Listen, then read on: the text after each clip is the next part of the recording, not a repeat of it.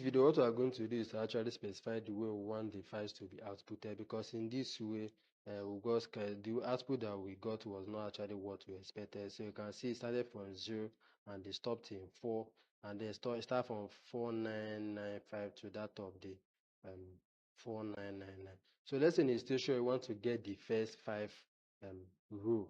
So how can I do that? You use what is called dot head. Say dot head, and then if you didn't specify any amount of row you want, it's going to print out the first 5. So let me try printing out. Let me just leave it like this and then run it again to get the first 5 elements or the first row.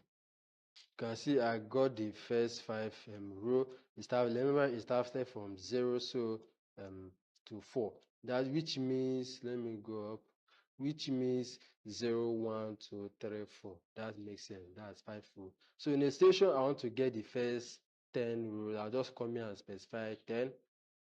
I'll run it to give me the from 0 to 9. The count is going to be 10 in total. As you can see, let me draw this up. As you can see, I started from that of the 0 to 9. Let's say in a situation you want to get all this we are getting is from up to down. Let's say you want to get from down to up. So instead of using head, we are going to use what is called tail. I wonder why pandas tend to use all these names convention. It's not actually bad, but it's kind of funny at times. Setting head and tail. Let me get the first 5, sorry, the last 5.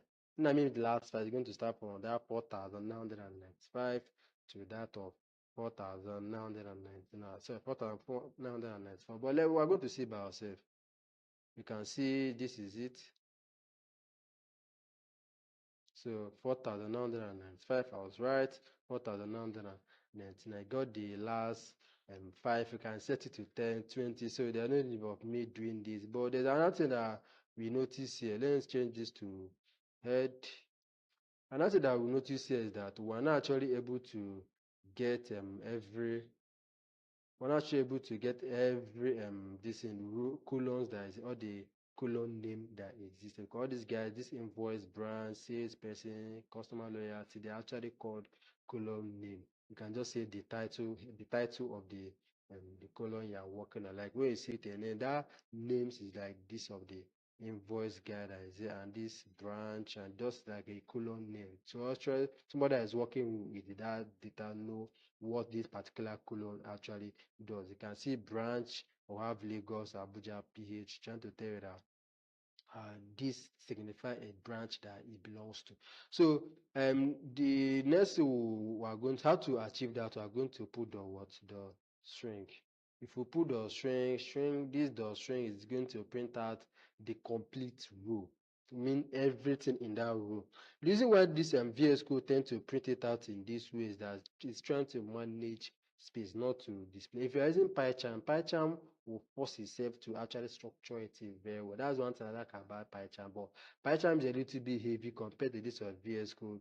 Doing a tutorial, I make use of this VS Code to actually do tutorial rather than PyCharm. But PyCharm constraint is going to print out everything on the screen for all the entire row. It's going to be a little bit messed up. So let me just try to zoom this so we'll be prepared for it, what we are trying to get.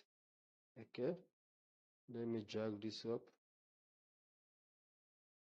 Here we got an error dot. Sorry, it was supposed to be to shrink, not shrink. So I'm going to put what to underscore what shrink. Sorry for that. I'm going to hit the play again. Let me move this a little bit back, so when it's printing, it's going to print out a whole lot of them.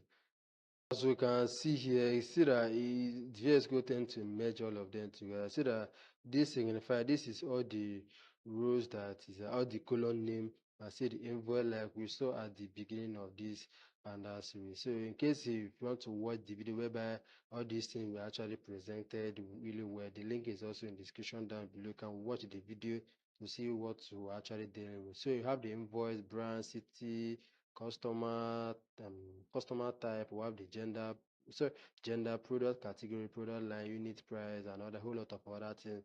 And then remember that I printed out I used this head right here to get the first 5 rows. So and then that first 5 rows are used to shrink to get everything that exists within them, which is the rows or the entire rows. When I mean everything, I mean the entire rows in that of the this. Because if we don't do this, if we don't do this, VS Code will tend to try to its best to merge all of them, try to remove some, so there will be enough space for it. If it's in Python will handle this problem for us very quick, easy.